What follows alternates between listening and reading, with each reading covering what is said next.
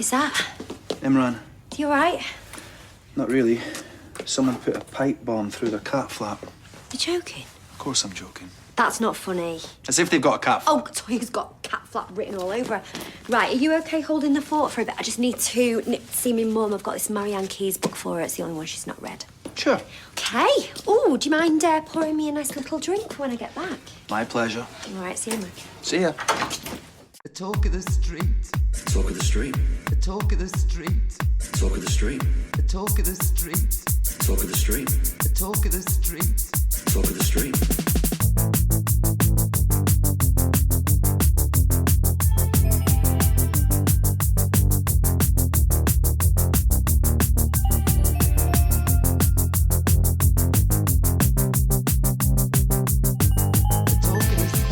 Hello and welcome to episode 193 of The Talk of the Street, an unofficial Coronation Street catch-up podcast that wonders where Steve got that wee miner's light, wonders where it's been, and wonders what exactly has helped to be seen. I'm Gavin.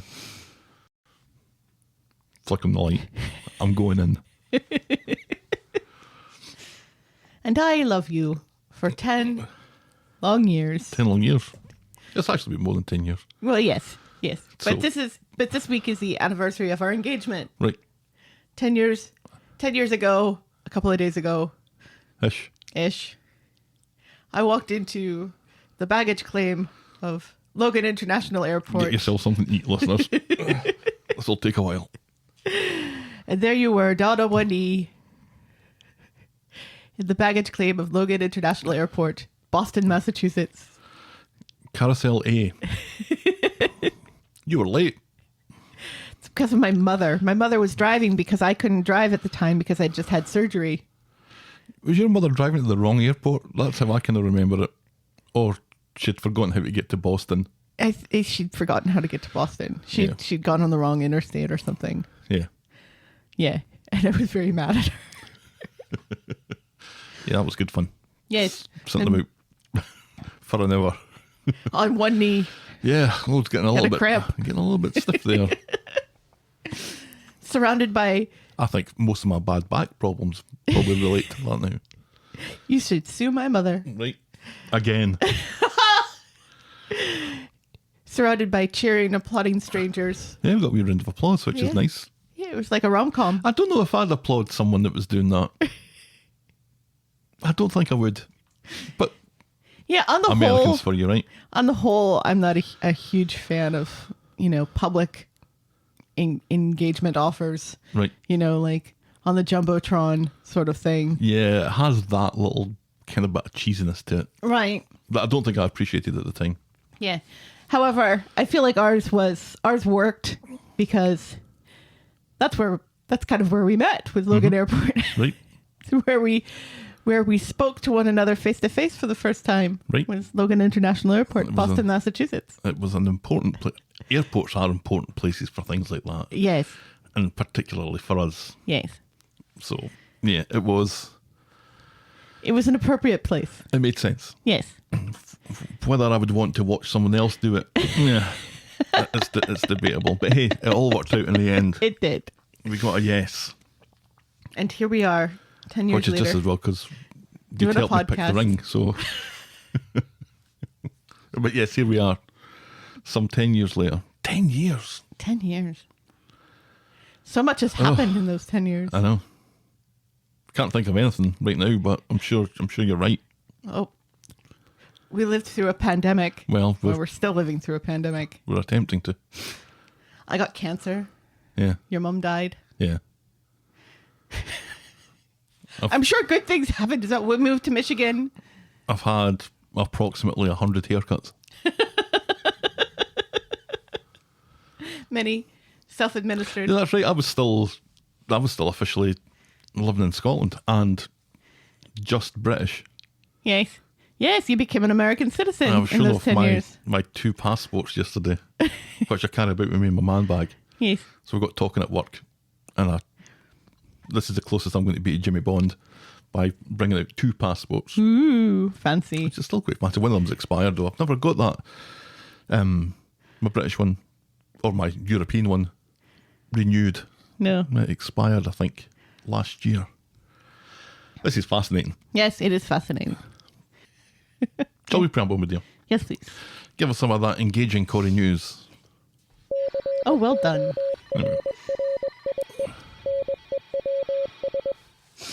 We are absolutely gutted. Alexandra Mardell has announced this week that she is leaving the show. Say ain't so. I was like, surely this is just fake news. But then it was from her Instagram post. I was like, maybe not then. Right, yeah. Ugh. Yeah. So there seems in some of the conversations, in some of the things that not what Alexandra is saying, but what ITV executives are saying is that there does seem to be a kind of a tiny door open for a return at some point. But she seems quite chuffed to be leaving, if I do say so myself. I don't know why they would kill her off. It sounds like it may, that her leaving may be tied to the whole ridiculous Ted storyline. Oh, really? In some way. But anyway, we know she is busy planning her wedding and we wish her all the best. Yeah. She's also Instagramming an awful lot of those wedding planning bits. And it's so adorable. It's so cute. I love planning a wedding. That's why I've had 3. Yeah. Mixed feelings about this one. Yeah. I mean, I'm sad that she's leaving because we've really loved her since she came on. She's always been one of our favorite characters. Yeah, she was a character that the show really needed. Yeah. At the time when she came in, she was just good fun and she was just a ray of sunshine, and it was really unusual to have a character like that. That kind of ray of light has been attempted to be extinguished so many times by the show, which I kind of wonder if that has much to do with her reasons for leaving, because they've really messed with her character. Right, and we started to go down the same road, doing the same things. The whole unlucky in love thing. Right, and it was over and over and over again. Does this character deserve a bit more now? Yeah. And I was thinking, I think she probably does. I don't think she was getting it. Right. And then I imagine this is a decision that she's made long before the Dead Ted storyline came up. But even that was just... As you're watching it happen, you're thinking, is this the storyline that we're going to give her? Mm-hmm. This is it now? Where a good person is put in a bad situation again. Right. Again. Right. Again. Right. So it's like, if that's all you're going to get, and she's, been 4 years? Yeah, it's been 4 years. 4 years in it. Yeah, it's like, I can see why she's leaving. Yeah. Somebody said on Twitter, well, these young actors, they get too big for their boots and they go off and they do try and get better things and they don't always happen. Which is true, right? Mm-hmm. People do leave to go off and do bigger and better things that end up doing smaller and worse things or end up coming back. Right. But she's like 28. Yeah. If you're not going to try and do something new when you're 28. Right. I mean, those decisions are just going to get harder to make the older you get. So yeah, because let's be honest, as a woman in entertainment, she's got another good 10 years before it's just her choices become very, very limited as far as the roles that she is offered. So this is the time for her. I mean, that is getting better, I have to say. I imagined her being on the show for years. Mm-hmm. You just assumed so, right? Being a fixture, especially since we now know that she's Steve's daughter, and that's a family that's a fixture on the show. Yeah. And yet again, we're losing another young woman on the show. Yet again, we're losing a person of color on the show. If we lost one of the white guys, and I'm not saying that as any sort of negativity towards white guys, because I love white guys. I'm married to one. I am one, yeah. But there's only so much you can do that's new and interesting with white male characters. Well, it seems like there wasn't very much new and interesting they could do with young black female actors either. Well, yeah. Well, I think that there were things that they could have done that they just chose not to. But, it's just... Yeah, we are... Bon chance, Alexandra. We've enjoyed your work. We've loved your work. We've loved your character. Yes. We love what you've brought to the show. We will still think follow we- you on Instagram. Yeah, I think we both wish her all the best in her future endeavours. And we hope to see her Absolutely. on the cobbles again at some point in the future. Perhaps she can find a role on Waterloo Road, where at least she'd run into some familiar faces. Yes, she would. Rachel Leskovac, our Natasha, was recently cast in the BBC Hooray. series, as was Kim Marsh. Yep. Yeah, saw a lot of commentary about that again on the Twitter, and that's all I'm going to say about that. Mm-hmm. Good for Rachel though. Yes, That's not been too long since Natasha's death. which I'm still sore about. Yeah, it's good that it seems like she's really landed on her feet and people are acknowledging what a great actress she is and giving her these opportunities. So good for her and for Kim. Waterloo Road isn't the only new thing in Kim Marsh's life. Our former Michelle has also announced this week that she's going to be a grandmother again. What? Yes. Her son's God, fiance. I feel so old now. Her son's fiance is due in the summer. Kim also has a 3-year-old grandson named Teddy. She's 45. So technically we could be grandparents at this point. We're just lucky that Nick has no interest in starting a family. Yeah. Although I guess technically, and I guess this is extremely frightening, and I don't really want to think about it too long. Biologically, any one of our 3 kids could be having kids right now. On classic And- Corrie at the moment, Sarah Lou is now pregnant at 13. Yeah, which is the age Stelly is. Right, which is terrifying. It is terrifying. But also, thank God, she seems to have little to no interest in boys her own age. She's only interested in 50-year-old celebrities. So Let's not pick at that fucking scab. and I don't see her Oh, starting. please, why are you deliberately trying to tempt fate here? So what are you doing? It's is it tempting? Let's listen to this in 6 months' time when, Let me finish, because obviously this is not tempting fate to say, I think we're safe that she's not going to start a relationship with David Tennant or Robert Downey Jr. anytime soon, or Owen Wilson. Well, when she does, and we listen back to this podcast, I told you so. David Tennant is never leaving Georgia. But anyway, let's go. That is Corrie News. No mention of Neighbours, which isn't Corrie News. No, that's not Corrie News. But it's a sad soap bit of news, and it has resounding effects, I think, on the entire soap industry. Well, I think the news of, what is it, Holby City that's going all online? On the two of them just Yeah. together is sad news for fans of continuing drama across the world. If this isn't profitable, because that's what the bottom line is, right? And if the BBC do away with the license fee, all the shows that cost a bit of money to make are all of a sudden very much under the spotlight. See, I guess from my point of view, American soaps have already kind of been shot in the ass, and some of the most long-running ones have already ended. Right. So, to me, the writing was already on the wall 10 years ago. But it takes a while to It does. filter around the world. Yes. If Channel 5 can't make money out of 1.5 million viewers when they show it in the afternoon, Right. in the late afternoon, Right. what's wrong with their model that they can't make money out of that? Right. Anyway, there's a campaign to save Neighbours. I encourage people to sign up, make your voice heard. And I Soaps are important to people. send in some money. I don't think you need to send any money to anybody. Well, if they're not making money anymore, that's, Well, you can a petition's not going to No. allow them to start making money on it. No, but it highlights the interest and the support that the show has. You can't crowdfund Neighbours, I don't think. Wouldn't it be interesting if you could? We could do like a Kickstarter for it. Yeah. I'll let another podcast do that. And now we'll podcast for coffee.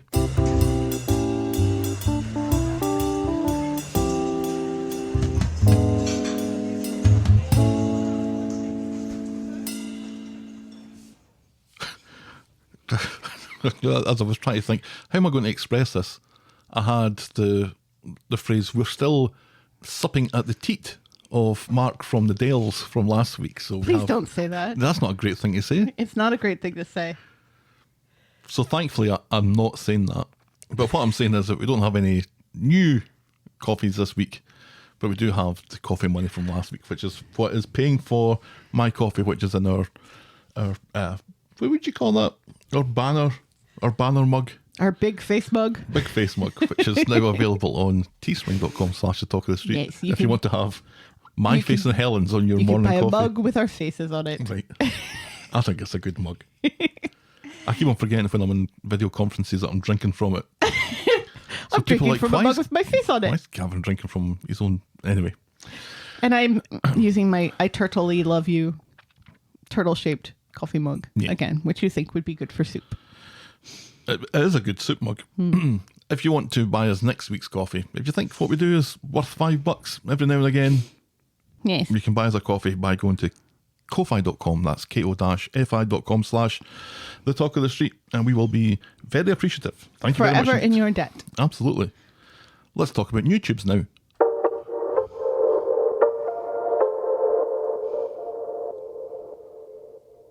You getting into this section a little bit more as it's kind of bedding in, or are you still a bit on the fence with it? You're still a bit on the fence with it. What does That's my face say? Yeah. This is a section where we talk about what's new on our YouTube channel. A veritable bounty of content this week. We have last week's podcast. We have 3 clips of the episode, and they're good clips of the episode. And then our superb cut was from Classic Corrie, which I've called If You Seek Amy. This is Dev's first proper storyline as a main character. Sadly, though, it's a bitches be crazy story where his ex from Birmingham turns up claiming to be pregnant, and then she turns the residents against him rather too easily, as it turns out. There's questionable views on mental health, suicide, and a little bit of racial subconscious bias. But hey, it comes with a Britney theme tune, and it's got lots of Dev in it, so what's not to love? You can check that out. And then I've started doing Corrie life stories. This week's Corrie life story that's on YouTube is Tim's dad, Jeff Metcalf.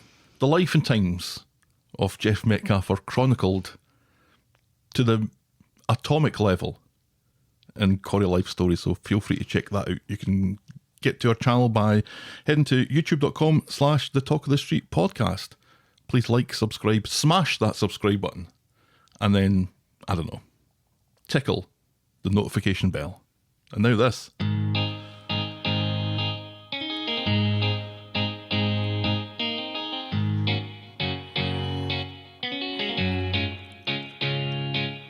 Welcome. Welcome to Last Year Tonight with me, John Oliver. Just enough time to quickly talk about default setting. Default setting.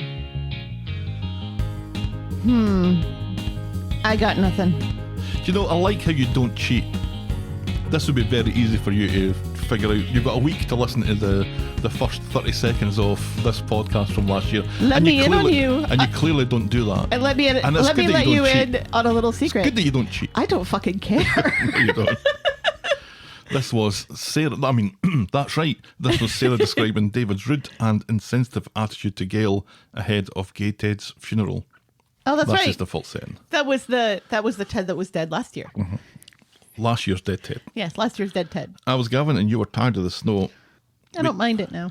We talked weather again for a good 5 minutes. We talked about the flight attendant for a good 3 minutes.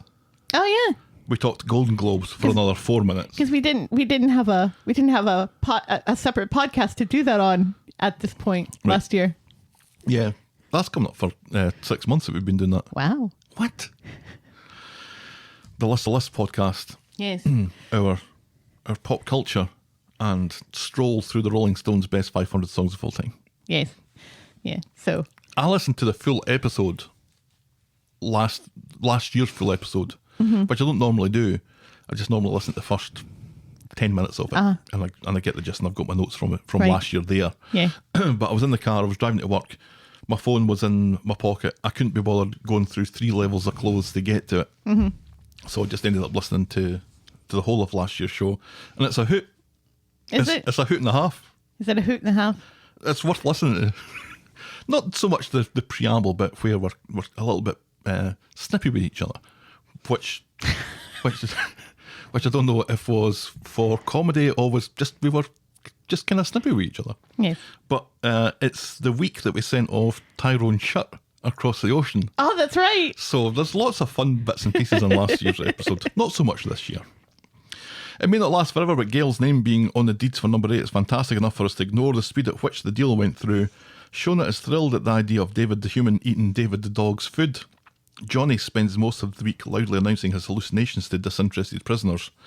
Rapidly approaching the big 4-0, Tyrone's nose is easily put out of joint, and thanks to an ill-conceived coffee run with Alina, he's probably got fizz up to her neck in it with Gary. Ray is getting itchy feet waiting for Debbie to organise his flip to Turkey, but her plans seem to differ from his and may make the relationship somewhat frosty. Leanne is still addled with grief, but finds some comfort in the discarded plumage of a bird and the advice of a Scottish TV charlatan. Remember that? Mm-hmm. Yeah, we were kind of losing patience with that storyline. Yeah, that last was year. ridiculous. I was watching. What was I watching? Oh, I think it was. Yeah, it was House of Gucci. That there's a where Salma Hayek plays a like TV psychic, and eventually becomes through this and through Lady Gaga's character, calling her and everything, they become friends and become embroiled in, this mad plot. And it kind of reminded me of this. Oh, The whole... You heard it here first. House of Gucci. Reminiscent of that storyline from Coronation Street. The whole, being manipulated by someone on TV doing... At least in House of Gucci, it was the 1970s. So Right. that was more realistic for somebody to be manipulated by someone on the television. Yeah, good times. Tim sports a jaunty cap. Billy loves juice, and we barely knew Joe at all. Our moment of the week, ridiculously, was David eating dog food. And our boring moment of the week was Johnny naming animals he can't really see, and that was Coronation Street and the Talk of the Street this time last year. Yeah, see, Johnny is a good example. Johnny died. It didn't really change much on the street as far as the storylines they can do. Jenny was sad for a bit. Jenny was sad for a bit, but now she has Leo. And she was basically the one running the Rovers, so she's just continuing to run the Rovers. Oh, may I remind you of Monday's pub quiz? What happened to that? One time. Shall we dive in? Medea. Yes, please. Our first storyline this morning is our last storyline this morning. So jumping into our second storyline this morning, we have Proper Dying. On Monday, life with Gary and Maria seems to have returned to normal in the rose gold flat, with Kelly helping out with Liam and doing the dishes and stuff. They're sickeningly jovial with each other. Gary calls Maria babe 7 times. So many times. In those roles, Kelly runs into Homeless Stew and they have a wee chat again about how they've landed on their feet. Homeless Stew's quick to credit Kelly for his turn in fortune, which Kelly is reluctant to accept. Should we start calling him no longer Homeless Stew? I find it hard. When I type in stew, it auto-corrects to Homeless Stew. Maybe next week. Okay. Stu offers to treat her and Gary and Maria And Liam to a special lunch at Speed Dial, just as Laura the Chin comes in. Bum, bum, bum. Kelly storms off and Laura chases after her, wanting a word, but Kelly says that her life is really great now and she doesn't want her mum fucking things up for her again. So Kelly, Gary and Maria go to Speed Dial. Liam doesn't. He's at He's got soccer a thing. practice. He's got a thing. He's got soccer practice. So they go for lunch and Gary is he's doing that Asha thing where he wants to compliment the chef. He wants the chef to come out so he can compliment the chef. Right. Gary's got a bit too big for his boots again. Hey, garçon. L'addition. When Laura the Chin comes in demanding to speak with Kelly, and when Kelly isn't interested, Laura announces that she's dying. She dying. Laura insists that she really is proper dying this time. Kelly calls her a liar to her face, but she insists that she has stomach cancer and only a few months to live, and she pretends to come over all peculiar and has to sit down. Laura tells Kelly that she's sorry for abandoning her, trying to sell her story and all that jazz. She realises that she's not a good person. She wants to make amends and explains how she's living in squalor now in a new bedsit. Kelly thinks that she's looking for a handout and has just looked up cancer on the internet. Gary asks what stage she has, but strangely Laura doesn't want to answer that question. Yeah, and she she leaves. deflects it, which is suspicious. Right. But is it a suspicious red herring? Are we meant to see that as suspicious and yet it's Because if she's lying, all she has to say is 4 or 3, right? right? But maybe she hasn't looked into it that deeply. Right. If it's true, she knows which stage she's got because Right. the doctor's told her. Right. If she's making it up, surely she can figure that out. Right. I don't know. I feel like it's a red herring I kind of feel like she's dying. Yeah. So Kelly runs off to the community garden. Gary goes after her. Kelly wonders if Laura's telling the truth, but there's no way of knowing. Gary thinks it doesn't matter. Kelly doesn't owe Laura anything. In the flat, Gary and Maria chat about Laura and Kelly, but then decide to get their hole instead, allowing Kelly to sneak out of the flat unseen. That was kind of hilarious. Yeah, all that talk of cancer's put Gary in the mood. He does like death. Yes, he does. Ugh. Just horrible images in my head now.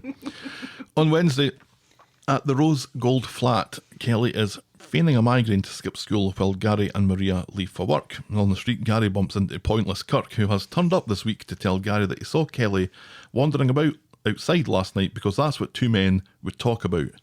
Maria comes along to announce that Kelly isn't at the flat, which sends Gary's suspicions through the roof. She must be back on drugs again. Yeah. Because that's the explanation, right? Gary is the new Kev. Oh, she's back on drugs again. Guess number one. I don't know what Gary's reluctance to allow Kelly and Laura to get close again. Well, Is there any ulterior motive to that anymore? Because I don't know if he cares anymore. Well, he seems to at this point genuinely care about Kelly, and not just because he killed her father. There seems to be genuine care and affection there, which is nice.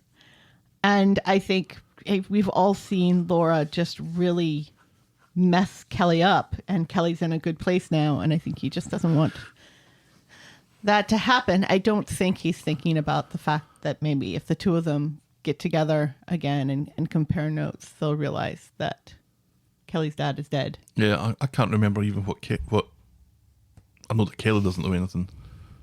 Does Laura? I think Laura may have her suspicions. She knows.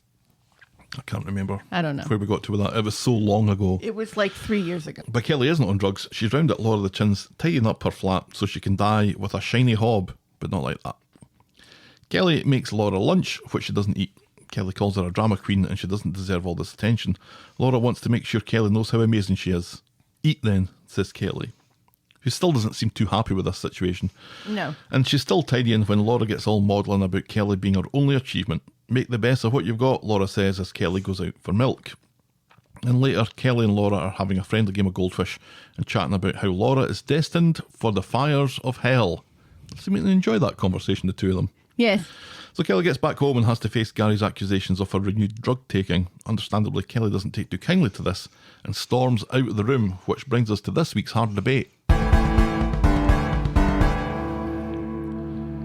In the Rose Gold flat, it was Gary's turn to jump to the wrong conclusion, believing that Kelly was back on the muck. But whose turn do you think it will be to jump to the wrong conclusion next in the Rose Gold flat? Do you think it's going to be Maria about Rick, Kelly about Laura, Liam about French, or Gary about drugs again? I believe I chose Liam about French. The voting was thus: Maria about Rick, 15.6%. That was the lowest one at 15%. Quite evenly spread this week.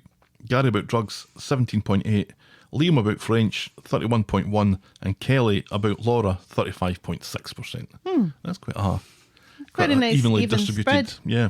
I felt like the Liam one was the funniest one. Yeah, that was one you pick. Yeah. Yeah. That's why I chose it. Thank you. You're welcome. And thank you for everyone else who chose that. The others, not so much.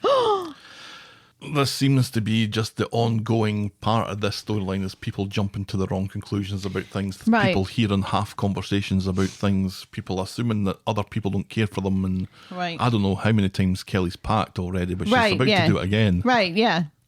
And that's kind of frustrating. It's like, all right, enough of this. We get it. We get it. And this would be fine if we were building up to a Super Soap Week. But I don't think we are building up to a Super Soap Week. On Friday, at the Rose Gold flat, Gary is encouraged to feel sheepish about how he handled Kelly last night by Maria, but when he goes to apologise, guess what, Helen? Kelly's gone. She's already packed all her stuff and left. Kelly be gone. I don't think she's packed. She's just not there. Because later Gary gets home to find Kelly packing. Again, she's off to live with a mate. Gary apologises, but if he's overprotective, it's only because he cares. He asks her to wait until he gets home from picking up Liam to talk about it more. Sure, she says, with absolutely no intention of doing so. Because she leaves and she goes to see Laura, insisting that she wants to take care of her mum. But Laura, oddly, wants none of it. and tells Kelly to go back to Gary and Maria's. She's planning on being dead soon, so best go back to the ginger guy and his missus, she says. Back at the flat, Kelly comes back, announcing that she's decided to stay after all, and also she's going to take up running. Yeah. Okay, Yeah, says everyone. because it will help her with her mental health issues. And Maria has made a cake. Huzzah! Huzzah! No, Liam made the cake. Oh, don't eat that cake then. That's why there's all like the jokies about, I don't know, do we trust that cake? No. If Gary it's wouldn't Maria, be there's making- a file in it. Gary wouldn't be making that joke with Maria in the room if Maria had made that cake. Do you not think so? No. He's a sensitive soul, is Gary, right enough. That's as far as we get with that this week. I have to say, in the broad scheme of Coronation Street, I do like Gary and Maria together. I think they work better than Gary and Sarah. Even with all the babe comments. Yeah, because she's the kind of person who I think would find that romantic, being called babe all the time. He does it an awful lot. He does. Does she do? She does it back to him though. Yes, she does. So that doubles up in the babes. Right. I just don't like it. It just annoys me. Sometimes it annoys me when Sarah's constantly calling Adam my darling. That's what I call you. I know. That's why it annoys me. Oh. No, because I like it when you do it. Okay. But when Sarah does it to Adam, it's... I don't know. We'll get to that. We have plenty to talk about on that side of it. When Sarah says it sounds condescending a little bit. I think it just sounds surprising that she's saying anything affectionate to him, because she's not known for that. Right. But anyway, so yeah, we'll it's get to kind of that. sarcastic. Yeah, but Yeah. we'll talk about that. Is Laura dying? You know what? I don't know. I think she is. The jury is still out. I think the There are moments where I think she definitely is, and there are moments I think she's definitely not. the rubber hitting the road for this for me was when Kelly says that she'll stay and take care of her. And that didn't seem to be what she wanted. And I think if she was making this up, I think that would be what she wanted. No, see... Unless there's a bigger scam and a bigger grift going on where Right. it's important to turn this down because you want her to accept or suggest something bigger later. Yeah, see, for me, when she says no, that she doesn't want her to stay with her, that was for me the biggest red flag that she's lying. Because if Kelly was there all the time, then Laura would have to keep this up all the time. No, that's She true. doesn't want to have to keep it up all the time. So what is she, if it is a lie, then what's she after? Money, From Kelly? affection, time. Kelly does have a job, so she's making money. She's a part-time hairdresser. A part-time trainee hairdresser. She's making no coin whatsoever. Right, but that wouldn't stop Laura from pinching money from her. Because Laura's a bad person. If she is dying and she is on her way out, I think she's a good character. You do? Yeah. I don't like her. Well, she's a terrible mother. Right. And she's a terrible person, but I think Yeah. she's a good character. Yeah, I don't really like her because it kind of feels like they swoop her in Recently, for very yes. specific things and then swoop her back out again. Recently, I would agree. She feels less like a character and more like a plot device to me. So I wouldn't mind her leaving. Yeah, at this point, the way that she's been kind of brought into it, that's kind of how it's felt. That every time you see her, you're like, oh. What's Kelly going to have to go through now? But maybe that's down to the fact that she hasn't been used all that great. No. Because she was good. She was just noising things up with Gary, and I enjoyed the noising things up with Gary because it kind of suggested that we were going somewhere with that, or we'd remembered that this is a story that is awaiting resolution. Right, which, again, for years now, we still don't know. Yeah, 2019 that happened. Yeah. Rick the Chin was killed before the pandemic, and we still haven't gotten any resolution for that storyline. Mm-hmm. It's at this point, it kind of feels too late. Yeah. It gets to the point when they're going to resolve it and people can't remember anything about it. It's like Robert's funeral. Yeah, if we were to have that now. It would be weird. There's still part of me that's just waiting for Robert's body to be discovered at the back of a cupboard somewhere at the Undertaker's. Hopefully, A number of people have said that to me, and I agree. hopefully in ash form. Hopefully, there's not a corpse back there just No, hanging I out. don't want a corpse. Just in back like there, blue. in like the back corner fridge, you know. Well, They haven't pulled that drawer in a long time. a little tag on his toe that says Pobert Reston, and that's why it's just been left because somebody's mislabeled it. Damn you, Undertaker. Anyway, let's move on to Mad Max 2 Beyond Danieldome. On Monday, Daniel batters down the Rover's door in the morning. He's looking for Daisy. Jenny can't help, and Daniel, unconscious of his behaviour, asks if she's going to see the police. Right, which is such a dumb thing to do. It seems kind of anti-Daniel's character to be that dumb. Just gets the alerts Right, a up in little Jenny's primed. head. Right, because one of the kids from next door came to the door and said, is Benny in? And we said, no. And they said, is he at the police station? We go, what? Wait, what? Yes, Just kind of what's happened here. yes. Jenny's confused, and Daniel runs away. Daniel finally catches up with Daisy. He's frantic to know if Daisy has grassed him up. She insists that she didn't. She's not that sort of person. He doesn't make a habit of this sort of thing. After all, she says. Which made me laugh. Which is kind of partly true. Once he learns that she hasn't grassed him up, he does more of that thing where he thinks that he's given her chat, but really he's been a total awful sexist stuck-up prick. Daisy seems to want to ask where the two of them are with each other, but then she chickens out, and she asks about Ken instead, which is weird. So the back in the Rovers, Jenny finds Daisy and asks what's going on between her and Daniel now that Lydia's not on the scene anymore. Daisy looks like she hasn't got a clue and reckons that Daniel is focusing on his career, whatever that means. Jenny isn't buying it, and neither is Daisy for that matter. Right, Jenny's like, he's not an actor, an actor or a pop singer. He's a teacher. and not a very good one. How much focus does he need to put on his career? Which is unfair to teachers, but It's not unfair to Daniel though. yeah. At number 8, Max announces that one of his crappy videos had made a shortlist, but the judges have heard about his trashing Daniel's flat, and so the video has been disqualified. He's gutted, although he seems to understand why that happened. That doesn't seem like a thing that should happen. No. On the street, Shona runs into Daniel and doesn't waste any time blaming him for Max losing out in the video competition thing. Daniel isn't moved by this, reminding Shona that he broke into my flat. Yeah. This is the thing that kind of frustrates me about Shona and David and all of this, is that they seem to want to refuse to acknowledge the fact that Max did something bad too. He broke into the flat and he trashed it. Right. And he broke something that Sinead had made. Yeah.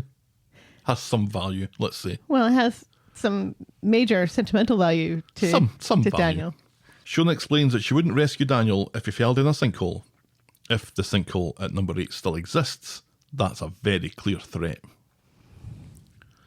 On Wednesday, David and Max are heading into town to get a new phone case for Max. Gail wants them to pick up some tights for her. They're not really going for a phone case, though. I thought that's what they were going for.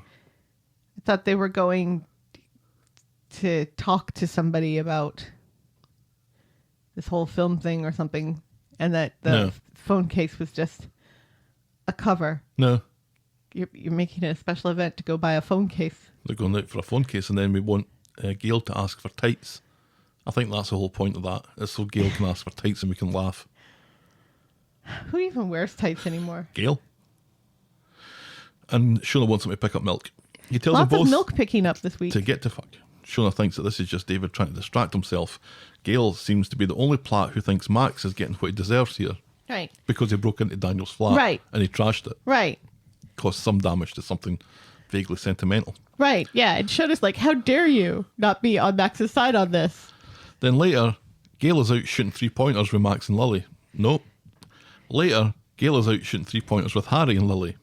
Shona is grassing up David to her thoughts on Max, which Max of course overhears, and he stomps off in a bad mood. David blames Gail for all of this. All of it is Gail's fault. Well, it was her bad parenting of David, which made David bad parent Max. So a good chunk of this is Gail's fault. Daniel is wandering home past the community garden when he sees Max crying, and he seems to consider stopping and saying something, but then he continues to wander away like a total prick. Daniel is in the pub reading Byron. Of course he is. I mean, seriously, just such a prick. I read books in pubs. You read Byron? No. Byron's a prick. Daisy comes over and explains about seeing Max, blaming himself for whatever Max was crying about. He worries about Max's future being fucked. In that case, come clean, says Daisy. In which case, my future's fucked. Yeah, do the right thing, says Daisy, who's lost interest in this. Right. She becomes Spike Lee. On Friday, it's the day of Max's school meeting thing, and he's still worried that he's going to get kicked out. Sean and David advise him not to get too worked up about it, so he goes off to his room to not get too worked up about it. David worries if maybe Max could do with the shock of expulsion to keep him on the straight and narrow. Maybe Gail had a point after all, and Shona is appalled. Meanwhile, Daniel is still a prick. He's walking down the street when he sees Max round the corner, and he promptly attempts to hide from him. That was funny. Realising that I'm going to call him a prick for that, he mans up and confronts his teenage aggressor, wishing him luck today at his exclusion hearing thing. Max tells him to suck on a big old bag of crusty dicks for pushing him down the stairs, and he challenges Daniel to tell the truth. At the Rovers, Daniel is burdening Daisy with more of his Max woes. Daisy fails to see the problem. After all, Max is a scrote here. Daniel is contemplating coming clean. Daisy reminds him of Bertie, whose whereabouts are unknown, but Daniel has made up his mind. That's what he's going to do. So at the Crawshaw meeting, David is there with Max when Daniel bursts in and interrupts. You can't exclude that child, shouts Daniel. I wasn't going to, says Crawshaw. The police aren't pressing charges and the incident took place outside of school, so as far as they're concerned, the matter's dealt with. Right. Oh, says Daniel. And backs out slowly. He's the Kool-Aid man of this situation. Back home, David tells Max to drop this vendetta that he's got against Daniel, otherwise he's going to end up dead on drugs in a ditch. Back at the Rovers. How can you be on drugs if you're dead? That's the joke. Okay. Back at the Rovers, Daniel tells Daisy that Crawshaw stole his thunder, so he didn't get a chance to confess. Which, yeah, well, if you wanted to confess, you really could have confessed. You still could have done it. Daniel thinks it still isn't fair that he's getting away with it, and he needs to clean the air with Max, and Daisy no longer cares. So Daniel goes to number 8 and makes a heartfelt apology for his part in everything, although he definitely still doesn't confess. No. David and Max accept Daniel's apology, but when Daniel leaves, Max calls Daniel a prick. And that's as far as we get. With that, this 15-year-old boys, am I right? Yep. Max has got a point here, though. Well, yeah, but everyone sucks here. Everyone does suck here. But, the fact that Daniel even came to apologize for any of it, He's apologized already. Right. Well, this was very specific into both of them, And it feels like you'd think that Max would at least take some consideration in all of this and some acknowledgement that, because, David had just said to him, look, you gotta drop this vendetta.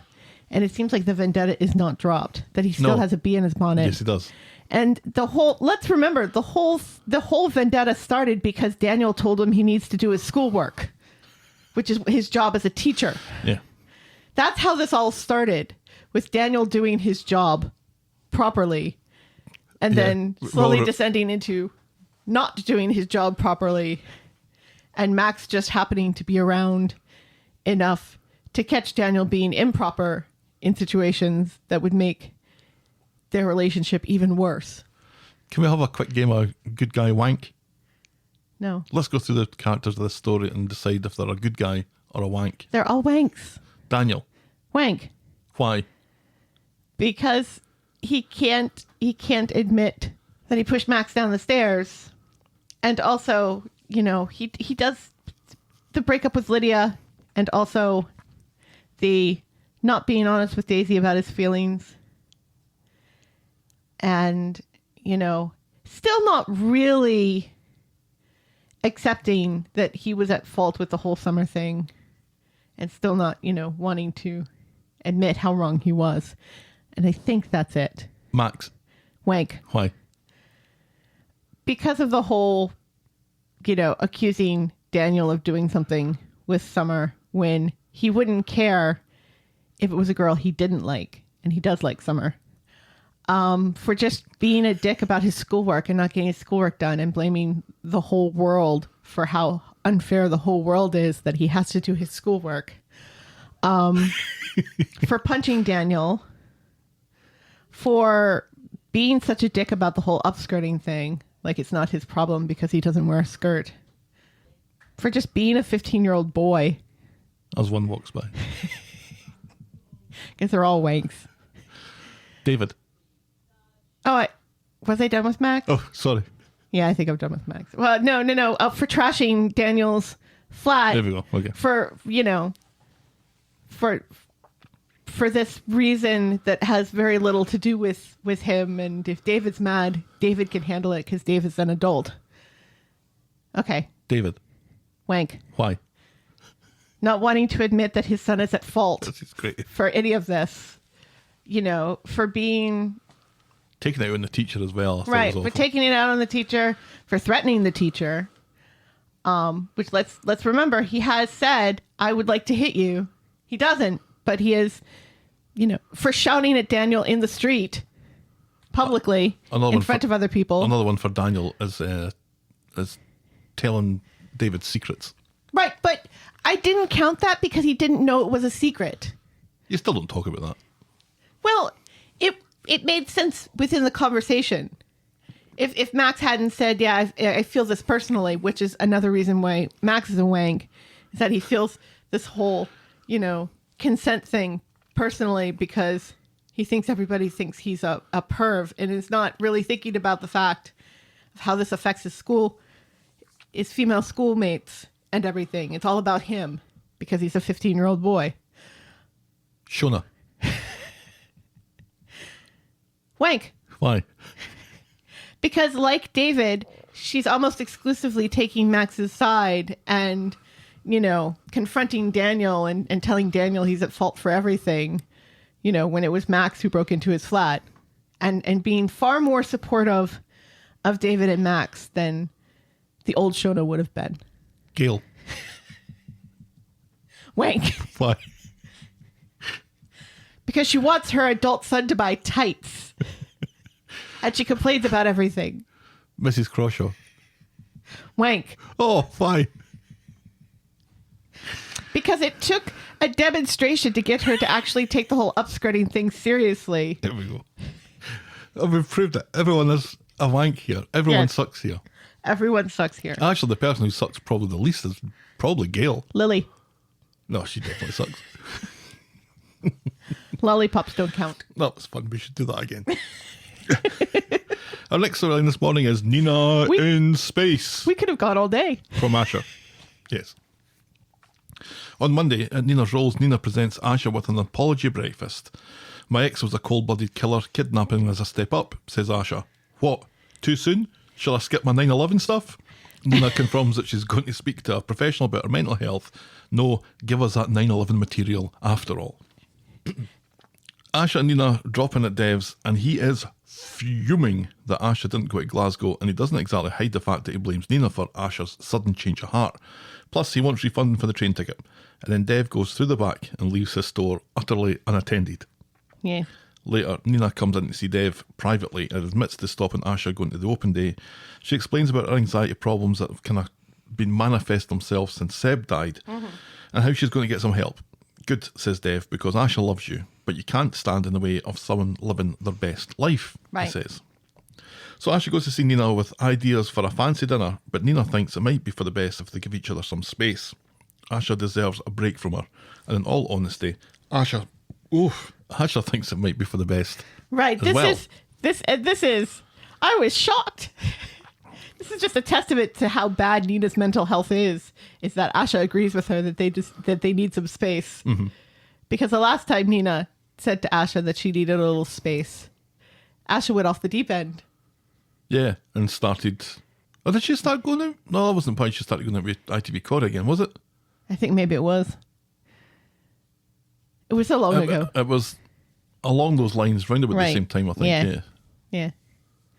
But I think, in all good consciousness, Consciousness. I think Asha knows that she needs a break from this. Yeah. Because she's, what, 16, 17? Something like that. She's ill-equipped Yes, to very deal much with so. this, the heaviness of the situation, and what Nina needs is kind of more than anything Asha can probably give her. Really, Right. to help her. Which is nice that she has Roy to lean on a little bit here. Right.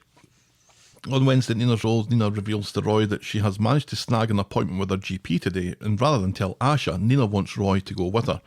She wants to keep her relationship with Asha about more than her problems, which I think is a nice sentiment to have. Right. It's like, this And- relationship shouldn't be all about me and my mental health. Right. And again, it's a nice acknowledgement from Nina that this is not something that Asha is equipped to handle. Right. And yet Roy is. Very much so. So on the way to the doctors, Nina, of course, bumps into Asha. She apologises for not keeping Asha in the loop here, but Asha says that just because they're giving each other space, it doesn't mean that she doesn't care or doesn't want to be there for Nina, and she looks pretty hurt by it. Roy shuffles about uncomfortably while the two of them dance around it. And back at Nina's Rolls, Nina tells Roy that the meeting with the doctor went well and she's in the system now and is just awaiting a date for her therapy counselling session thing. Yes. Asha comes in to see how things went and seems to feel a bit like a third wheel as Nina and Roy chat. And then Asha must leave because then she comes back with a yoga mat thinking that this would be a good mindfulness thing for Nina to try. Right. And Roy thinks that this is a great idea. He'd had thoughts along the same lines and suggests walking. And to prove it, he tucks his trousers into his socks. And he's got those trainers on.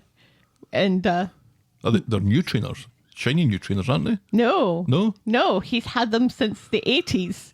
Oh, And Nina pulls a Shuri in Say it, Black say it. Panther and says, say it properly. "What are those?"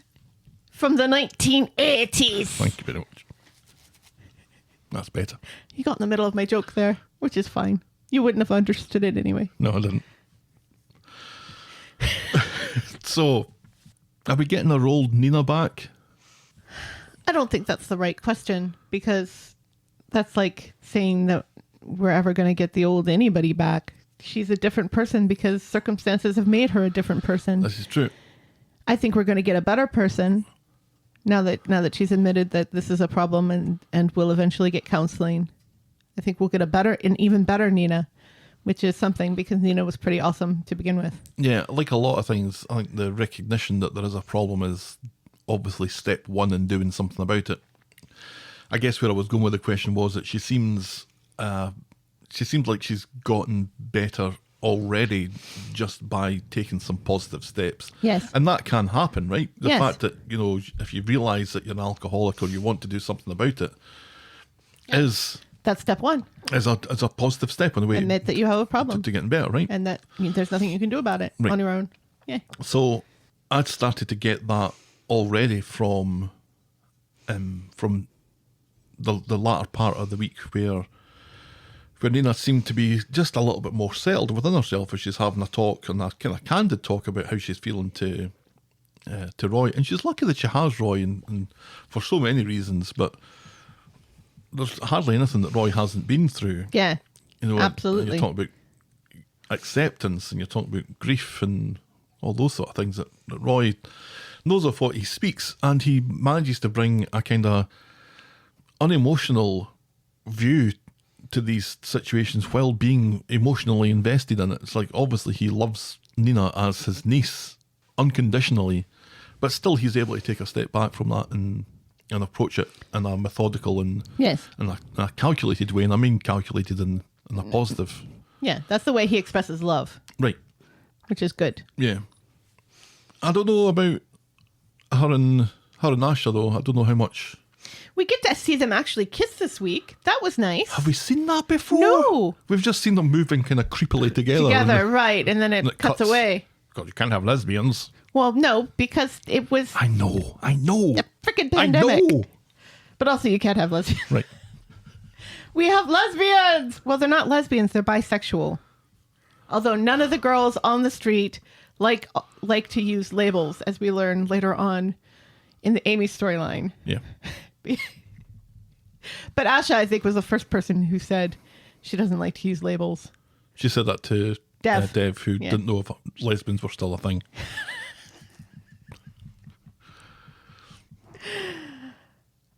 That man has watched enough porn. He knows lesbians are still a thing. They're not real lesbians. Some of them are. Some of them are, I guess. Yeah. Not the ones that Dev watches. No. I don't want to seem like I'm too knowledgeable about this, so I'm going to let it go at that.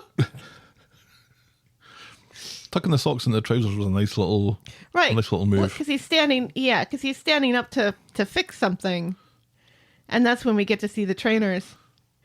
And Nina freaks out about the trainers. Yeah. Which was great. I really liked that because it's not something that you expect to see Roy wearing.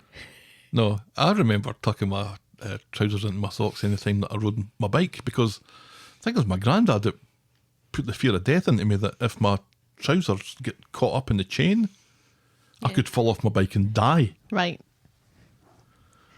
A helmet would have helped with that better than tucking your trousers in. Yeah. I don't think anyone's suffered from death by trousers when riding a bike. No, it's like, have you ever tripped over your laces if they're undone? I've never done that. I have. Have you? Yeah. I don't think it was possible. It is. I've done it. Were you also trying to moonwalk at the time? No, because if you're moonwalking, you're going backwards, so you wouldn't trip over your laces. Well, that's the only way I can feel if it would work because you put one foot so far in front of the other foot. I just remember when, folding your jeans over and then tucking them under your socks was a fashion statement. Was it? Yeah. Late 80s, early 90s. At least over here it was. I remember doing it. Like every day before school, just folding them. Folding the leg, the bottom of your turnips. Of your Are you talking about turnips? No, turnips are a root vegetable in my island. Turn-ups, not turnips. Turnips in your jeans. We call them turnips. I don't know if that's you fold the flap over a little bit. Yeah, turnips. And then you flip it from the bottom. And then you flip it. Yeah. So you turn it over and then you flip it? Right, to secure the turnover. You flip it and then you put your socks on over it. Anyway, this isn't a how to wear jeans podcast. From the 80s and 90s. 80s. Our next storyline this morning is Amy at 18. On Monday, at number 1, Tracy is looking forward to Amy turning 18. Mary and Tracy can't wait to celebrate. Amy wants the ground to eat her up until Right. Tracy reminds her that she inherits 40 grand thanks to Granny Deirdre. She thinks, you're not a girl, not yet a woman. Amy would rather that her gran was there. And Tracy looks like she might even agree. And there was a lot of little nods to Deirdre. And yeah, it was nice. it was very nice. It was very a little flick a tear from You had some my onions. cold dead eye. You had Yep. some onions while watching this. So Amy's on her phone. It was hilarious, though, Mary and Tracy discussing womanhood to the utter embarrassment of Amy. Yes. That was brilliant. Amy's on her phone just as much as usual, but Tracy decides today is the day that she's going to interpret this as Amy being romantically involved with someone. Mind your own, says Amy. Which doesn't help. If No. you just said no, then that would have been the end of it. Right. But mind your own business, just... Yeah, it seems to imply that there's something there. Yeah. In Nina's roles, Summer and Asha gently probe Amy for details But on not her like new, that. on her new boyfriend. Just come back to... No, it can't be... It can't No, be Dev. stop that. Stop that. No. Bad, Gav. Bad. To your bed, filthy dog. Well, maybe not to your bed. Amy refuses to spill. See, once it's there, it's really hard to dislodge. Amy refuses to spill, but gives him a clue that he's turned over a new leaf recently. Careful, says Asha. That's what she thought about ITV Corrie. And Amy's smile hides a little bit of concern at the comment. In the Rovers, Mary and Tracy are chatting about Amy's new lover and his age. Emma serves them and is horrified to see that her EFIT picture is on the paper in the middle of the table. She covers it with a tray while Mary muses that Amy's new fella may be a sexagenarian sex pot. They're so hilarious, in the way that they just kind of... Because at one point, when Amy was in the room and Tracy was asking, "Oh, do you have a new flame?" And Trace, when Amy's kind of like, no, it's not a new boy. And Tracy's like, oh, it's the new girl. And Amy's like, no. And Tracy's like, hey, don't knock it until you've tried it. Mm-hmm. And Mary agrees with her. Right. Tracy seems to want to take on the... See, it's funny, the difference between these Gen Z girls and their Gen X mom is that Tracy seems quite proud to take on the mantle of part-time lesbian. Right. You know, she wants that label because it makes her seem, I don't know, cool. Yeah, I'm sure she writes graffiti about herself in the toilet. This is how we get the idea that Amy's new boyfriend is really, really old. Through no fault of Amy or anything that she said. It's mostly Mary's fault for this. Right. It's like, oh, well, she doesn't want to talk about it and she's hiding it. It must be, an older man. Yeah. And then they go to these flights of fancies where it's a really older man. Yeah. I took the EFIT picture of Emma and put it on Emma's face just to highlight how bad the EFIT is. And Alexandra Mardell liked it. Yes. I thought it was funny. Yes. Ha ha, funny, she said. Ha ha. And I like it when that happens. Yes. Later, Tracy quizzes Amy about her fella's age, but Amy heard from Deirdre how Tracy lied. Let me try all of that again. Later, Tracy quizzes Amy about her fella's age, but Amy heard from Deirdre how Tracy tried to pull Blanche's man when she thought he was loaded, and how she pegged Asha's dad that time. So she'll be taking no advice from Tracy, love. Thank you very much. When was Deirdre talking to Amy about her mother's sexual exploits? I think this is all conveniently where it was after the fact. Where it was age appropriate for her to do so. Right. Before her death.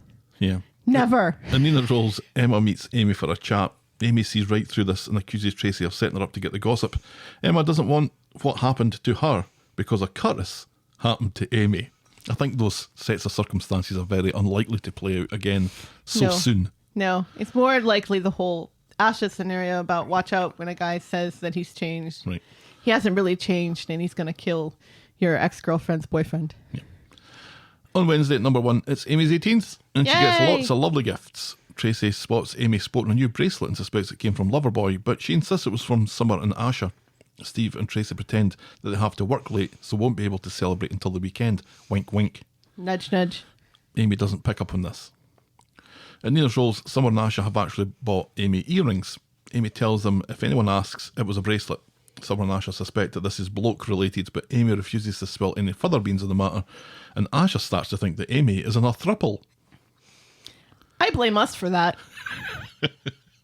Summer arrives. Because how many times on this podcast have we imagined Yasmin and Stu and Tim's mum in a throuple? How many times have I said that I wanted that to happen? I don't think we've ever imagined Amy to be involved in any of it, no, have we?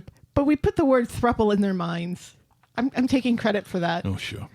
Summer arrives at the bistro to help set up Amy's party and hasn't taken a breath before she blabs to Tracy that she and Asha got Amy earrings and not the bracelet like she was supposed to fucking say. God damn it, Summer.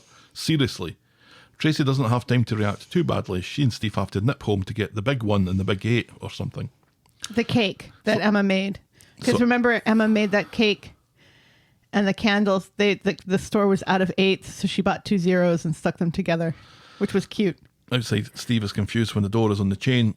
He looks through the letterbox and sees movement heading towards the back door, so Steve gives chase, and with some unintelligible one-liners, I assume, he tackles the intruder to the ground, while a very proud Tracy calls the cops, and then it's revealed that the intruder is Jacob. Get off me, you fat bastard, says Jacob. Tracy and Steve absolutely got their hole that night. Yes. He insists that he didn't do anything and challenges Steve to search him. This is a police matter now, says Steve. So the police arrive while Jacob insists his innocence, and even though it's Amy's birthday, they cart everyone off to give statements. Jacob just seems relieved to get away from Tracy. Amy gets home with an Indian banquet on her arm, surprised to see Tracy at home. Tracy comes clean and says it was all a ruse and there's actually a party going on at the bistro, or at least there was until Amy didn't show up and Jacob broke into their fucking house and now everyone's at the cop shop. Amy loses the will to live and passes away peacefully on her 18th birthday. In the pub, Steve reckons that he has cat-like reflexes now. Tracy points out that he just sat on Jacob's head. We have this cat. Her name is Baby Cat. Oofed. And she's like 5 pounds overweight. Fatumba. Yes. She's like a cat walking about with another cat swinging about at her belly. Underneath her, yes. Right. That's the cat whose reflexes Steve has. Yeah, that cat can no longer jump up onto her chair. No, she can't. Or the chair topples over. Emma wonders why he never stole anything or smeared shite on the walls calling Mr. Osborne a fanny.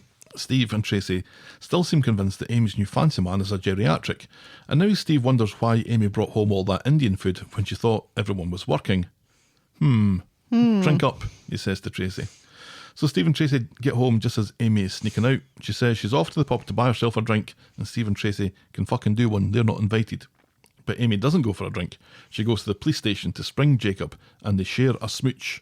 Jacob is the mystery fella. Yes. But we knew that already. Yeah. On Friday, Amy finds Steve in Nina's rolls. He's annoyed that the police haven't been in touch about Jacob, and he's further annoyed when Amy announces that Jacob has been released pending further investigation. So Amy meets up with Jacob down Doom, and they smooch. And they smooch quite a bit throughout the rest of the episode, in fact. Jacob has recovered from having Steve sit on him, and they chat about announcing the relationship, but Amy needs to do some smoothing before that can happen. Jacob insists that he's turned over a new leaf, and he seems to be honest and open about it. Yes. Asha and Summer are at number 1, and it doesn't take them long to work out that Jacob is Amy's mystery man. Yeah. So she comes clean, insisting that Jacob is nothing like ITV Corrie, and he has changed. Summer and Asha don't seem too pleased, especially with what happened to Simon. Amy insists that everyone deserves a second chance. Yeah, and they both remind her that it was like, a week and a half, 2 weeks ago, that Jacob was outside the hospital and Amy shouted at him and said that, she didn't care if he claimed to have turned over a new leaf. He's still a bad one and to stay away from them. Yep. So how on earth did they get together after that? This seems to be what has spurred Jacob to try and go and make amends with her, and his smooth talking and his boyish good looks seem to have gone some way to helping matters along. Outside, Steve has a miner's light on his head as he fits a CCTV to the back door. Talk about bolting the barn. Yeah.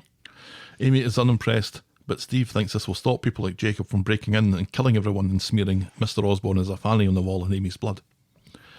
Amy and Jacob then meet up again in Doom for more smooching, and for Amy to tell him about the cameras and probably the combination to the safe. They continue smooching, only stopping for a bit to do some more smooching. And that's as far as we get with that this week. Yeah. Amy does like her bad boys. She does. She has form. What was his face? Irish Tina's son. Murphy. Seamus. No, he had... Deagle. He didn't have an Irish name. And it wasn't Liam. No. It was... Can you just feel people, especially yelling at us? John Giovinacci, maybe Chris Anstey. Definitely Mersey Tart. Yes. Shouting the name of that young lad. At us as we speak, yes. It ended in a Y, I think. Billy. No.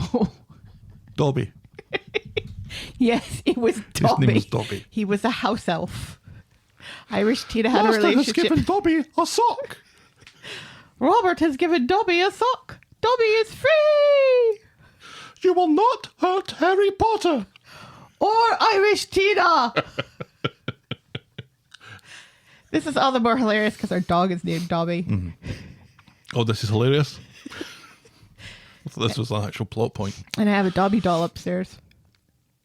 Anyway, what were we saying? I don't remember. She likes her bad boys. She does. So she has form. It is kind of irritating. And she does have form, again, about being attracted to bad boys who have beaten up her cousin. She really hates Simon, doesn't she? It's a very defined niche that she has. Yes. And yet she's done it twice now. Nobody should be surprised by this. Yeah. It's actually, I'm pleased that Jacob's back in it again. Yeah. Because remember, he was really kind to Kelly. I thought he and Kelly were going to be the ones to hook up for a while there. Yeah. Yeah, the way that they've kind of placed this is like Kelly, I know that Simon definitely wants a bit of that. Yeah. But and so does Addie. Yep. And I think Addie has more of a chance with Kelly than Simon does. Sorry, Simon. We haven't even seen Simon in a God's age. It's been a while. He didn't turn up for Amy's birthday. No. Wherever he is. You still trying to think of what that guy's name is? No, you've just looked it up. I haven't. I thought that's what you were doing. No. Huh. So forever from now on, his name is Dobby. His name is Dobby. Just go over it. Because I mean, even when I Google Irish Tina's son? Well, her name was Vicky, wasn't it? Sticky Vicky. Yes, because we had Scottish Vicky later. Mm-hmm. Who was Welsh Chelsea. I'm glad that we find this funny. It kind of means that it doesn't really matter if anybody else does. Well, some or people, just an enormous waste of everybody's some time. people find it funny, and some people are very confused. They're like, "That's not her name. Her name is blah." We're like, "We know. That's the joke." Here's a quickie. It's Tim's mum about the house. Yay!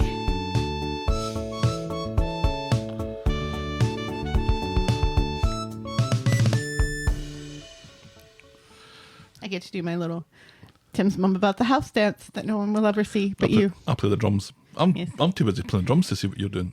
I do a lot of shoulder action. The bit at the end, the dum dum brum, boom boom, is my favourite bit. Yeah. On Friday, Tim gives Tim's mum a little tinkle. And I like that. She's made him a big old sandwich that he tries to hide when Sally comes in. Tim's mum insists it's healthy. Tim disappears for a shite, allowing Tim's mum and Sally to chat about Tim's mum having a movie night with Tim. Sally suggests terms of endearment, saying that Tim loves a weepy rather than those high-octane action films that Tim's mum was going to show. Tim's mum was touched by this information and thanked Sally. In Nina's roles, Peter and Steve try to wind Sally up about Tim's mum muscling in on her patch. She gets her revenge by telling Steve that Tim's having a movie night later that maybe Steve would be interested in. So Steve still has his miner's light on from another storyline when he goes to visit his friend Tim, and then he settles down with him and Tim's mum with popcorn, non-alcoholic beer, and a movie, even when it transpires that it's terms of endearment. The miner's light is a really nice touch here. Yes. I'd like to say. The fact that decision was made.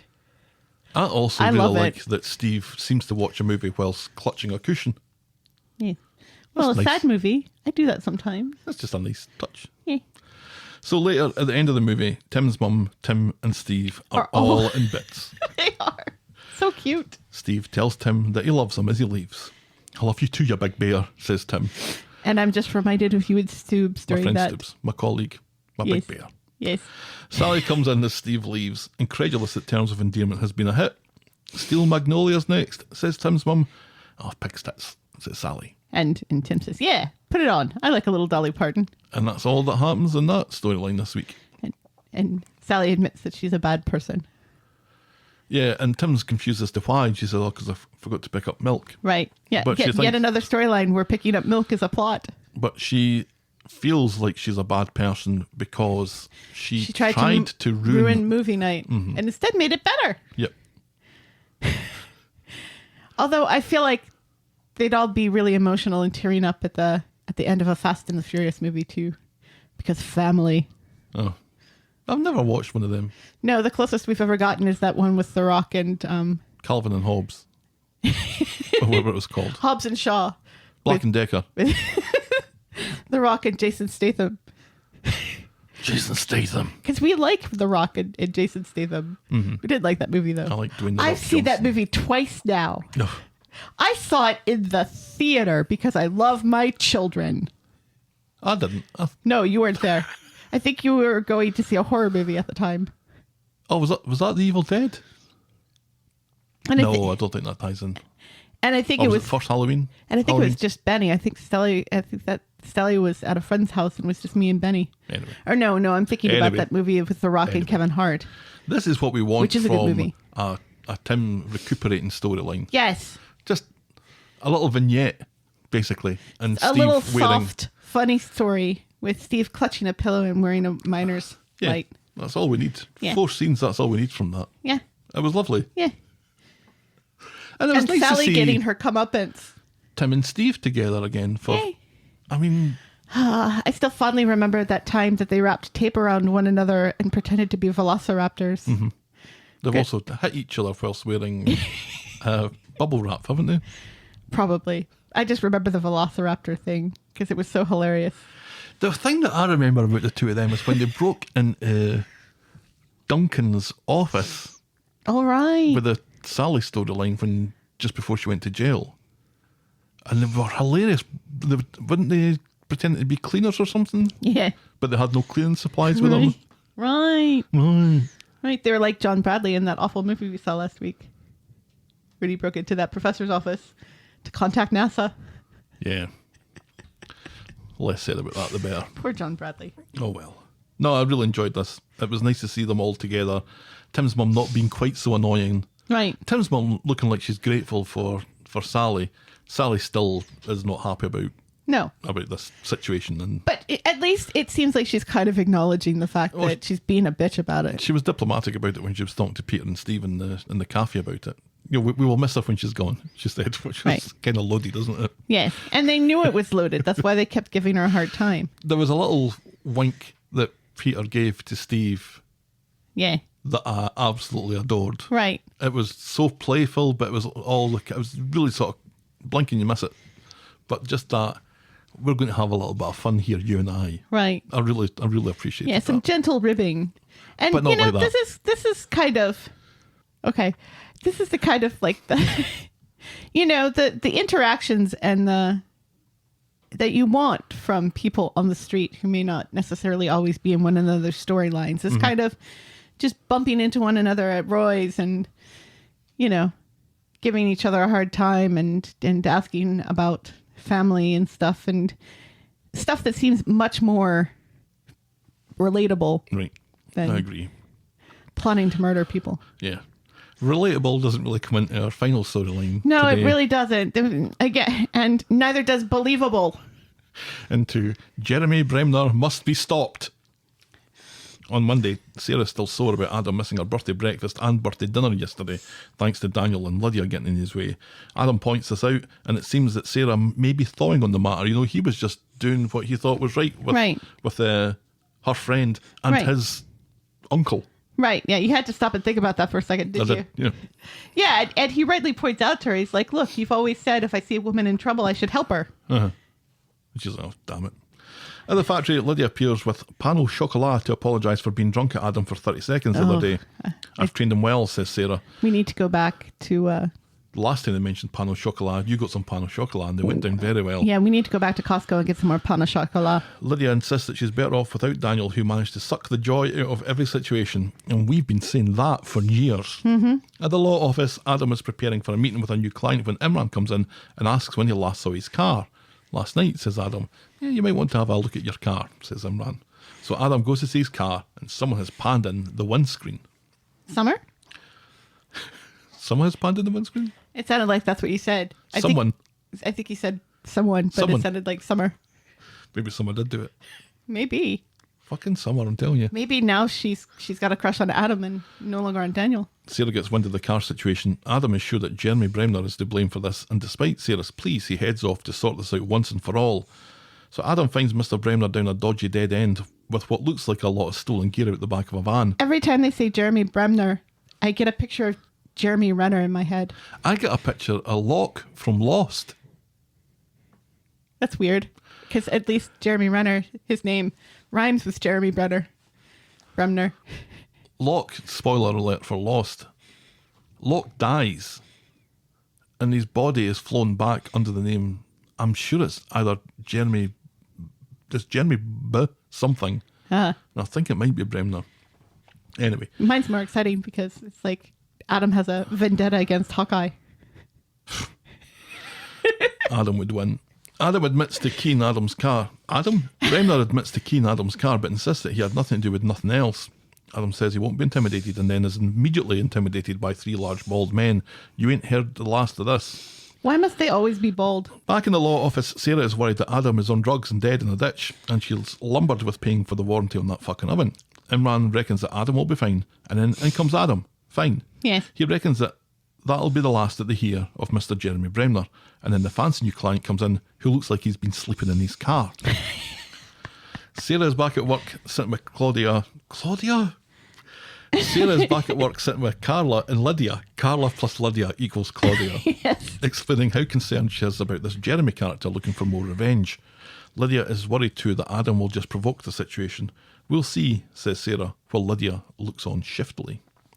Business concluded, Imran and Adam are like dogs with two dicks as they show the new client to the door, just as 3 armed policemen burst in, yelling at everyone to get on the ground. Yeah, heavily armed policemen, would you believe? Yep. They've received a tip, but not like that there's a gun in the office and an imminent threat to life. And this is how they react. Yeah, they don't need to have any evidence. Just a tip, but not like that. They're acting like American policemen here. What is wrong? I've got your 6. Adam protests their innocence as the cops rip the place asunder. Sarah and Lydia have finished a video call when Sean, in a taxi sweater, tells Sarah about the armed police situation at the lawyer's office. I quite like that sweater. Sarah rushes off to see what's going on. Not on Sean, though. No, the police are just leaving, and the new client is unimpressed by the enemies that the law firm must have. He reckons they're a cowboy outfit, and he pulls out. Why not like that? Nice one, says Imran, because Adam was a bit shouty and Scottish as the pigs were leaving. Right. It's, you know, they keep repeating, there's nothing here. Obviously, you've got the wrong, you've been misled, and the police keep shouting at them that things will go easier for them if they would just stop and tell the truth. Mm-hmm. It is so bad. They've received a bad tip. But not like that. Thank you. Just the tip, though. Just the tip. No evidence. No. There's no evidence that anything is going wrong, on there. There's no shaft of evidence, right? Nobody has a gun in their hand. They can't find a gun. It's just these 3 guys. There's nobody One of whom looks like he slept in his car, though. Nothing is going on that would indicate anything. It's bad policing, and it's ridiculous in a soap opera. Can I say that it's not really bad policing, it's bad soap writing to just have the police react like this. It's just awful. It's just so not believable. Right, yeah, it's like they just, Law and Order was filming down the street, and they're like, hey, we got 3 guns here. Why didn't you come be at our show for 5 minutes and act like American policemen? Right. Saying that they've got each other's 60s. Even those big, massive guns are so unbelievable for a situation in a tiny law office. Like, this would happen. Right. Oh, God, it was so bad. When Sarah arrives, she joins in being disappointed in Adam's attitude. Adam reckons this has to be more of Jeremy's doing. Imran worries what rumours of this will do to their reputation. Right. And also, is this when Imran rightly points out to Adam? No. Okay. Sarah and Adam stop by the factory on their way home, Lydia being quite keen to learn what was going on earlier. Adam gives her a brief rundown and explains who he thinks is trying to stitch them up. It's that Jeremy Bremner. Mm-hmm. It's a lot out of Lost. Adam goes off to make a statement to the police. Hawkeye the New. Back at the cop shop, Adam explains that Jeremy has alibis for the car windscreen and the phone call to the cops. A worried Sarah begs Adam to let it go now. How do you have an alibi for a phone call to the cops? He was on the phone to his mum at the time. Or he was dead. Who just happens to be a police officer. Adam assures her that this will be the end of it. Later, Adam jokes that someone put a pipe bomb through Imran's Catflap. But not like that. Shocked by the bad taste, Sarah goes off for a shite while Adam makes himself a drink. And then he gets a crank phone call. And then Sarah says something rather nasty about Toya, that she seems like the type of person who would have a Catflap. Yeah. And yet no cat. Toya's got Catflap written all over her. What? What does that even mean? He gets a crank phone call, assumes it's Jeremy, and tells him to back off. He hangs up, and we finally see what this is doing to his nerves. Right. As his shaking hands pour himself a whiskey. And see, that I thought was really well done. Mm-hmm. I thought that scene right there, just the shaking hand pouring the whiskey. Yeah.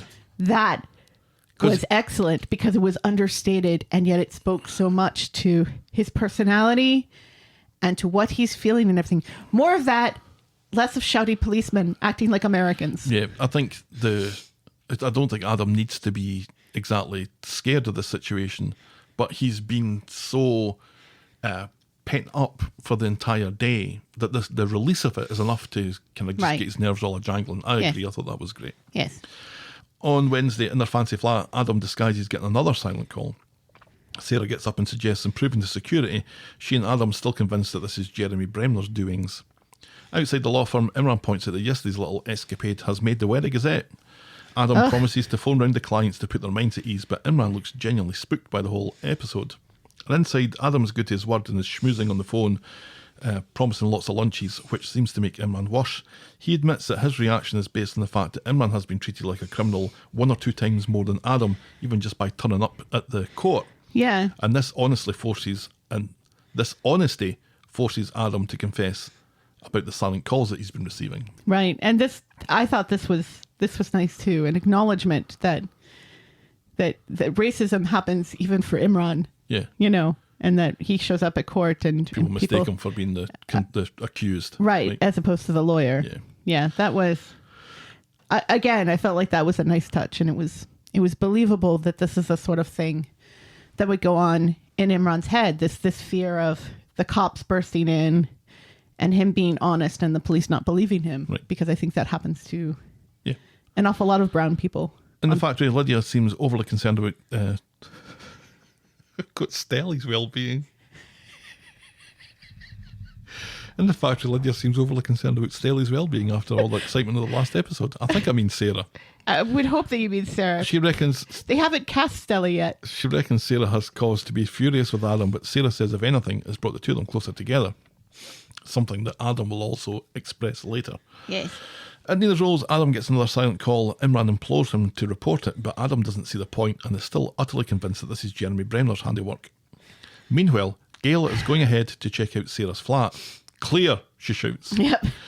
And Sarah and Harry come in, Harry running off squealing something unintelligible, like, fuck yous all, you bampots. Yep. Sarah, Harry actually speaks this week. Yeah, he's got lines again. Yeah. Sarah spots a lovely He's so cute. Sarah spots a lovely bouquet of flowers on the table. Isn't Adam just the best? Then Adam gets home and it comes out that he didn't get Sarah the flowers after all. Sarah searches for a card and finds one that says the next funeral will be yours or something like that. Right. And we realize that these are white lilies. So she should have realized that this was a threat even before finding the card. The way that who was it? Oh, the way Kathy realized the funeral wreath on her door. Yeah, that was time a she was a threat. troll. Remember when she was a troll? Yeah. Whatever happened to Brian and Kathy? Sarah and Adam are further spooked when Sarah announces that the flowers were on the table inside in the deadlocked flat. No. Sarah and Adam are further spooked when Sarah announces that the flowers were on the table inside the deadlocked flat and only Gail has a spare key. Someone got in, dropped off the flowers and left while somehow managing to lock the door again. If they left, worries Sarah. So Adam grabs a baseball bat and goes looking while Sarah calls the police, but Adam's search reveals nothing. Nothing. Probably illegal for Adam to have that baseball bat. I was going to ask about that. We've talked about this before, but yeah, if you don't play baseball, yeah, that's a weapon. Yeah. Which is one of those mind-boggling things that I think would give a good chunk of the people in this country a coronary. If you're going to keep a baseball bat in your flat, make sure you have a glove and a ball as well. Yes. To give it kind of And maybe a plausible hat. deniability. Yeah. And maybe a Boston Red Sox poster. And some hot dogs. Yes. Miller Lite. And some peanuts and Cracker Jacks. And falling asleep. The police speak to Adam and Sarah, suggest that they change their locks as there's no sign of a break-in. Adam comes clean and tells them about the nuisance calls and how Jeremy Bremner definitely did it. We'll look into it, says the copper, who is a woman, Yes. black, Yes. and ginger. And very nice. Ed comes round to fix Sarah's locks. And I like that. When he... on a chastity belt. I don't even know what that means. When he goes, Adam thinks that Sarah would be safer if she stays somewhere else while he remains to draw the bad guys out. Sarah protests, but Adam knows what he's doing, the big ol' hunk of Scottish beef. Does he? So Sarah and Harry stop off at You're Nick's. a big old hunk of Scottish beef. Thank you. You're welcome. Nick is only too pleased to put her up, but doesn't think Adam should be on his own. But it's Peter who draws the short straw and goes to hang out with Adam. Peter asks when Adam started greeting visitors with a baseball bat. And in all honesty, I think Peter is the right choice Yeah, to stay definitely. with Adam Peter, during this. Scripted Scene is doing a bracket of Yes, she is. of Coronation Street fights, and I think in a fight between Nick and Peter, I think even with a dodgy liver, I think Peter's still going to win that. Yeah. So Adam explains it all to Peter, again laying it on thick that this is Jeremy Bremner's doing and he wants to catch him in the act, and Peter agrees to stay with Adam to face that out together. Later, Adam gets another silent call. He grabs his bat and looks out the window but doesn't see anything. And the phone goes again and Peter tells Adam just to let it ring. Damn you, Jeremy Bremner, shouts Adam. What if it isn't him? Asks Peter. And your trick arrows? Thank you, Peter. Well, who else could it be? Says Adam. And then we cut to the car outside Adam's flat, and it's Lydia who's on the phone. Surprise, surfucking-prise. And no one. And Jeremy Bremner wakes up in a dodgy-looking alleyway at this, looks at the camera and says, told you so. Yeah, it was hilarious. There were some articles this past week that said, audience members shocked that Lydia is the secret stalker. And I was like, really? Was anyone shocked by this? Was anyone shocked by this? We called this when she was first introduced. Yeah, she's had this single white female vibe about her. Branded to her forehead this whole fatal time. Attraction. This whole time. Yeah. Since Christmas. On Friday, Adam, who doesn't work at the factory, comes into the factory to loudly announce that he has a set of keys cut for the new locks to give to Gail. Loud enough so that Lydia, who's creepily creeping about like a spy, can definitely hear. But rather than hand Sarah the keys, Adam just leaves them on the desk for Lydia to see. Later, Sarah and Lydia chat about their Valentine's Day plans. Adam has a work meeting, so he and Sarah are going to stay over at Debbie's rape hotel, despite it being a disaster the last time they were there, and it being a bit rapey. And also the place where Adam cheated with Carla. Yeah. That'll be nice, says Lydia. Sarah rushes off to lunch, leaving Gail's spare keys on her desk for Lydia to snag. Who does that? Who does that? As Mersey Tart rightly pointed out yesterday, it's just lazy writing. Just lazy writing for someone who is paranoid and frightened that somebody is going to get into their flat to leave the new keys to their flat lying on the desk. It is lazy writing for people to either leave their phone on a table or let their battery die or to just turn the ringer off and say, I'm turning the ringer off now. And then the very next scene be somebody trying to call them about something important. It's just, It's not great. It's not. And the fact that it happens over and over, at least once a week, something like this happens. Last week it was Asha's phone. I've put a little challenge out there that I don't know if the show will see, but let's have a week where none of that happens. Yeah. That's never going to happen. Let's see if it can be done. I mean, you have characters in a situation that they need to either get out of or need to generate some reaction that has to happen. And so many times it's relying on a phone being left, a wallet. Are we really believing that later Adam's going to go to the bistro without his wallet? He's not going to realise he doesn't have his wallet. Right. People don't realise they have their phone. People don't realise that they don't have their keys. People don't realise that they've left keys. Like you said, they're spooked to fuck. Right. About people breaking in. Those keys aren't going to be gripped in your fist for the entire time that they're in your possession. You're going to just leave them on the desk. Yeah, that's not going to happen. You're asking us to believe this. Yeah. And it's ridiculous. It is. It's very ridiculous. So, at the bistro, Adam and Sarah are having lunch. He's still worried about the nuisance phone calls. Then Imran comes in to tell him that Jeremy Bremner was arrested this morning for unrelated chicanery. Then when Adam goes to pay, he realises that he's accidentally left his wallet back at home because he's Scottish. He deliberately did this because he's miserly, right? Meanwhile, Lydia's in their fancy apartment where she cuts the head off roses and chucks the petals on the floor, mafia style. Then she retrieves Adam's credit card from his wallet and takes a photograph of it. Sarah gets back to the factory and is quick to tell Lydia, who's now back there, that Jeremy Bremner has been arrested this morning, so that's one less thing to worry about. She finally takes possession of the spare keys and then leaves for the night, having done no work at all today. No. When she leaves, it looks like Lydia has gotten another set of keys cut. So she hightails it back to the flat, this time to tidy up the mess that she left last time and to take note of Adam and Sarah's router number. This despite Sarah saying that she and Harry were going to move in back to the flat right now. Harry is missing in action, so it's Adam and Sarah that come in, forcing Lydia to hide. And thankfully for her, Sarah and Adam are keen to get their hole, allowing Lydia to grab her bag that she's left out in the middle of the living room. Right, and that nobody noticed. People notice flowers, but they don't notice this bag. Right, yeah. And also the whole, because it wasn't the router number, it was like the serial number on the back of Adam's phone, because Adam has left his phone too. Well, I thought it was their Wi-Fi router that she picked up. I don't know, but it was something so that she could text Adam from her phone, or she could text as Adam from her phone and it would show up on his phone. Lydia's not this smart. Phone. Wait, was Lydia an extra in Mission Impossible or something? What is going on here? This is...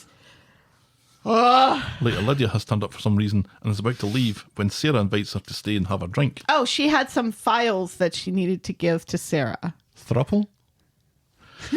Drinks had, Sarah now invites Lydia to stay for dinner and to listen to her and Adam talk about how much in love they are with each other and what a pathetic loser Jeremy Bremner is.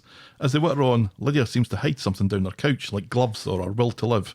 She makes her excuses and leaves. Lydia's a big girl, says Adam, for no reason. Right. Well, that she could take care of herself, because Sarah's like, oh, I was just really worried about it. I was disappointed because I thought that Sarah had finally put 2 and 2 together, and that's why she kept insisting that Lydia stay, that there was going to be a big reveal here. Oh, no such luck. No such luck at all. No, we're getting months more of this. Sarah is just, for some reason, not wanting to be alone with her husband. Oh, she's apparently feeling sorry for Lydia Oh, because they're I'm so best sorry. friends again now, remember? Ugh. So now Lydia and Sarah are meeting in the community garden in the middle of the night. Sarah wonders why Lydia is so sad given that she's moved on, has a new guy, and a bright future running after her and Carla's every fucking whim at the factory. Yeah, she's giving her back her gloves, which she'd stuffed down the couch. Then it dawns on Sarah. Lydia's new guy is married. Sarah insists, that's what was stuffed down there. Yeah. Oh, right, okay. Sarah insists that the two of them go to the Rovers to get fucked on Vino because that'll help. Even though Adam's coco van waits for no woman, he says. No. In other that's words, true. he's off for a quick hand shandy. Right, yeah. In the pub, Lydia's clearly talking about Adam when he's she's about ready to von his cock. In the pub, Lydia's clearly talking about Adam when she's talking about her new fella, but Sarah is so dense that she doesn't notice, and she reacts badly when Daisy sticks her nose in, calling Lydia a slapper for being a marriage wrecker. As Sarah gets back home, Lydia has let herself into the factory, sprayed an old pair of her kecks with perfume, and put them in a bag that she writes out for herself, that she hides in her desk? Someone's desk? Who knows? This is just so And ridiculous. that's how we end this week's episodes. Burn it all down. Burn it with fire. This is so fucking dumb. Kill it. Kill it with fire until it is dead. I don't really want to have another Bitches Be Crazy storyline, but that's what we're getting. Right. It's Jade 2.0. And just the way that it's kind of... Because it was like 1 or 2 things a week was happening to Adam. His car was keyed, and then there was a The spray graffiti. paint, and stuff. And yet this week, it's like crank phone calls. Constant breaking into the flat. Breaking into the Constant. flat, having obviously made a copy of their old keys And how did she do that exactly? at some point. Mission Impossible feats with the Wi-Fi and Adam's phone, and the death threats. The way, But why the is she thing- doing any of this? yeah. Why? Well, She blames Adam for ruining a Her relationship life? with Daniel? or just, Really? Well, remember, she was doing this before the relationship with Daniel, and then it seems to kind of slow down with the whole Daniel thing. But the way she puts those roses in the vase and then cuts the heads off the roses and then strews the rose petals around. And then tidies up. And then I think she tidies up because she's freaked out because Jeremy Bremner is in jail now, so Yeah, he but- can't be blamed. Yeah, but that makes us even more ridiculous that she thinks to risk getting caught to tidy up. Right. And then yet again, and yet is still doing this whole thing with the whole, sending dirty texts. Right. So the fact that it looks like she's getting caught out, so she goes and tidies up and then doesn't stop And, and amps it up, really.